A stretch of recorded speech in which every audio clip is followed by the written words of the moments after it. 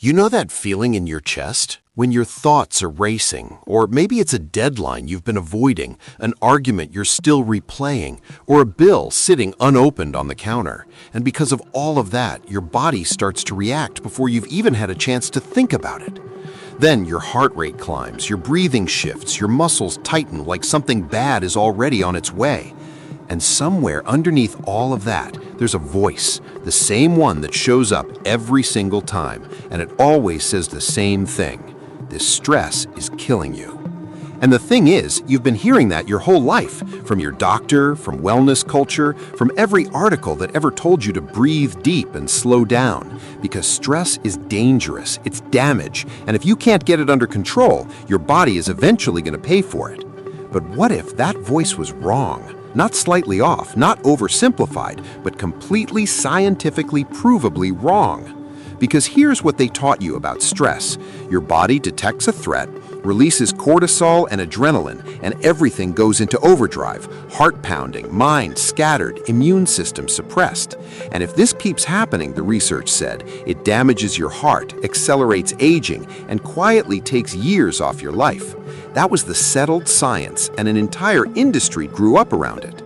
But researchers kept running into something they couldn't explain, and that's where things started to unravel. The people they were studying, the ones under enormous pressure, demanding jobs, financial strain, difficult relationships, weren't all breaking down. Some of them were completely fine. And not just fine, actually, thriving, living longer than people with far less stress in their lives, performing better under conditions that should have been destroying them, according to everything the model predicted. And if you've ever felt completely overwhelmed and somehow still pushed through anyway, that wasn't just luck, and it wasn't just willpower either. There's actually a biological reason for that. So instead of asking how much stress people had, researchers started asking something different. What do you believe stress is doing to you? And that one question changed everything. A study tracked 30,000 adults across the United States over 8 years, and they asked two simple questions. How much stress have you had this past year? And do you believe stress is harmful to your health? And the results were not subtle at all. People with high stress who believed it was harmful had a 43% increased risk of dying prematurely, but people with the exact same stress levels who simply didn't believe it was harmful had no increased risk at all.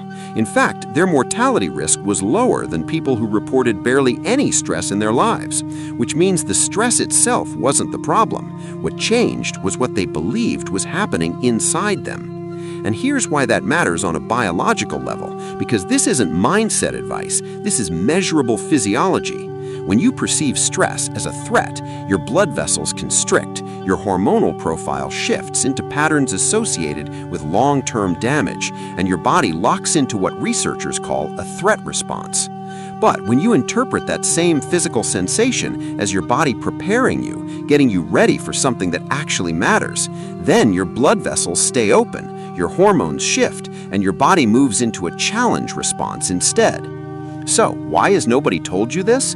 Well, because the idea that stress kills is everywhere. It's in your doctor's office, it's in every wellness campaign, it's in the cultural reflex that says the moment you feel overwhelmed, your job is to make it stop as fast as possible.